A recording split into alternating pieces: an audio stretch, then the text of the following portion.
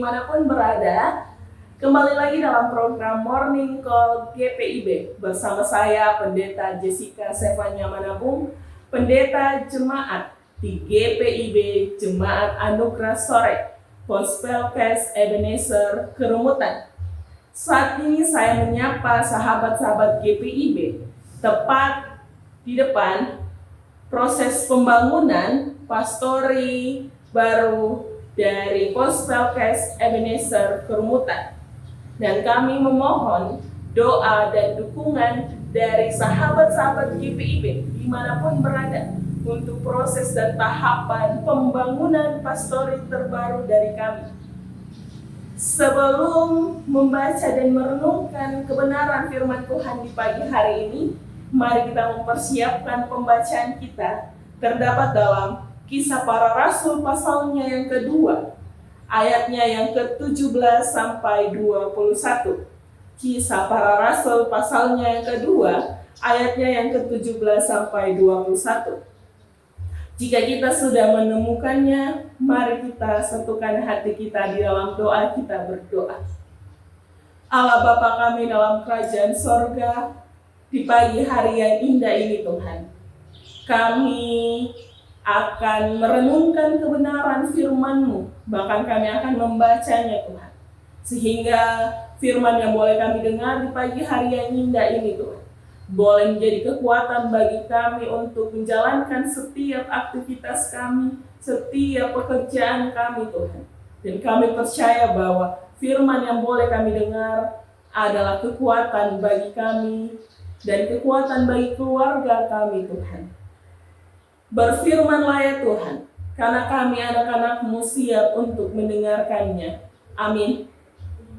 Sahabat-sahabat GPIB dimanapun berada, saya akan membacakan untuk kita firman Tuhan di pagi hari ini. Terdapat dalam Kisah Para Rasul pasalnya yang kedua, ayatnya yang ke-17 sampai 21. Lembaga Alkitab Indonesia memberi judul Khotbah Petrus. Akan terjadi pada hari-hari terakhir, demikianlah firman Allah, bahwa Aku akan mencurahkan Rohku ke atas semua manusia. Maka anak-anakmu laki-laki dan perempuan akan bernubuat, dan teruna-terunamu akan mendapat penglihatan, dan orang-orangmu yang tua akan mendapat mimpi. Juga ke atas hamba-hambaku laki-laki dan perempuan akan kucurahkan Rohku pada hari-hari itu, dan mereka akan bernubuat, dan Aku akan mengadakan mujizat-mujizat di atas, di langit, dan tanda-tanda di bawah, di bumi, darah dan api dan gumpalan-gumpalan asap. Matahari akan berubah menjadi gelap gulita, dan bulan menjadi darah sebelum datangnya hari Tuhan, hari yang besar dan mulia itu. Dan barang siapa yang berseru kepada nama Tuhan akan diselamatkan. Demikianlah pembacaan Alkitab kita. Sahabat-sahabat GPIB dimanapun berada, sesuai dengan tema Sabda Bina Umat GPIB, semua telah diberdayakan. Hari ini kita patut bersyukur karena hari Minggu ini kita memasuki Minggu Pentakosta. Menariknya, kalau kita bertanya terhadap anak-anak PA, hari Pentakosta itu apa? Pastinya mereka akan menjawab, hari Pentakosta itu adalah pencurahan Roh Kudus. Tetapi kalau kita melihat dalam tradisi orang Yahudi, Pentakosta merupakan hari raya ke-50 setelah hari Paskah. Dalam hari raya ini, umat pada saat itu mempersembahkan hasil panen mereka dalam berupa gandum sebagai ungkapan syukur mereka atas penyertaan Allah. Bukan hanya itu, hari raya ke-50 ini juga dipakai untuk mengingat rayakan pemberian Taurat. Pemberian Taurat Tuhan di Gunung Sinai bagi bangsa Israel. Jika kita perhatikan di ayat sebelumnya dalam pembacaan kita, di ayatnya yang pertama, pada saat itu dijelaskan bagaimana mereka saat itu sedang berkumpul di Yerusalem untuk bersiap merayakan Pentakosta. Di sini kita melihat bagaimana semua orang percaya pada saat itu berkumpul di satu tempat. Dan tiba-tiba turunlah dari langit suatu bunyi seperti tiupan angin keras, dan tampaklah lidah-lidah seperti nyala api yang bertebaran hingga pada banyak orang itu. Dan saat itu mereka menyampaikan perbuatan-perbuatan besar Allah dengan menggunakan bahasa-bahasa yang dipakai oleh orang-orang yang akan berziarah ke Yerusalem untuk menyatakan atau untuk merayakan perayaan Pentakosta. Ironisnya sahabat-sahabat GPIB, saat itu mereka dianggap sedang mabuk. Dan hal yang wajar ketika perayaan Pentakosta dirayakan. Oleh karena itu, Pentakosta saat ini dipahami oleh gereja sebagai hari pencurahan Roh Kudus. Sehingga jika kita perhatikan pembacaan kita di pagi hari ini, bagaimana Petrus menyampaikan kebenaran yang ada. Petrus menyampaikan kebenaran yang ada dalam khotbahnya. Bahkan kepada orang banyak tersebut Petrus membuka pemikiran mereka bahwa apa yang mereka lihat saat itu berbeda. Mereka saat itu tidak sedang mabuk karena masih pagi, masih pukul 9. Petrus menjelaskan kembali bahwa mereka seperti itu karena karya Roh Kudus yang dinyatakan atas diri mereka. Dalam khotbahnya, Petrus kembali menyampaikan nubuatan dari kitab Yoel. Sahabat-sahabat GPIB bisa melihat dalam Yoel pasalnya yang kedua, ayatnya yang ke-28 sampai 32. Yang isi nubuatan tersebut tentang janji pencurahan Roh Kudus ini nyata pada hari Pentakosta. Roh Kuduslah yang menjadi penolong untuk memampukan orang percaya bersaksi sebagai pengikut Yesus Kristus. Dan Petrus menyatakan bahwa pencurahan Roh Kudus yang mereka saksikan adalah penggenapan dari nubuatan tersebut. Menariknya, bahwa dalam nubuatan tersebut Yoel memperlihatkan bahwa Allah akan mencurahkan Roh-Nya ke atas semua manusia, anak-anak, teruna-teruna, orang tua pada saat itu akan menerima penglihatan dan mimpi. Bahkan hamba-hamba Allah baik laki-laki maupun perempuan akan bernubuat. Bahkan kita melihat bahwa Petrus menyebutkan tanda-tanda yang akan terjadi di langit dan di bumi, termasuk perubahan yang dramatis pada matahari dan bulan sebelum datangnya hari Tuhan yang besar dan mulia. Tetapi menariknya sahabat-sahabat GPIB, bahwa Petrus menutup khotbahnya dengan janji bahwa siapa saja yang berseru kepada nama Tuhan akan diselamatkan.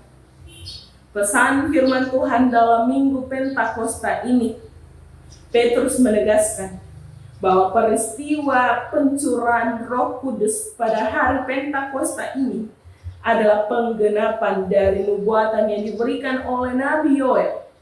Dan pencurahan Roh Kudus tidak terbatas pada golongan tertentu, tetapi diberikan kepada semua orang yang percaya. Ini menunjukkan inklusivitas dalam rencana keselamatan Allah. Setiap orang tanpa memandang usia, tanpa memandang jenis kelamin, status sosial, semuanya memiliki akses yang sama terhadap kehadiran dan kuasa Roh Kudus. Sahabat-sahabat GPIB, ini mendorong kita untuk melakukan karya keselamatan yang kita peroleh. Dalam hal ini, mari kita melayani Tuhan. Melayani Tuhan dari ketidaklayakan kita, ketidakmampuan kita. Karena Allah telah memperlengkapi kita dengan Roh-Nya yang kudus.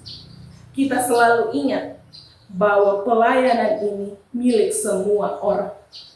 Jangan menganggap diri ini atau jangan menganggap diri kita tidak layak, tetapi selalu ingat bahwa kita telah dilayakkan oleh Tuhan dalam setiap kehidupan kita. Di hari pencurahan Roh Kudus ini menjadi pengingat bagi kita bahwa ini adalah panggilan universal bagi semua orang untuk mencari keselamatan dalam Tuhan.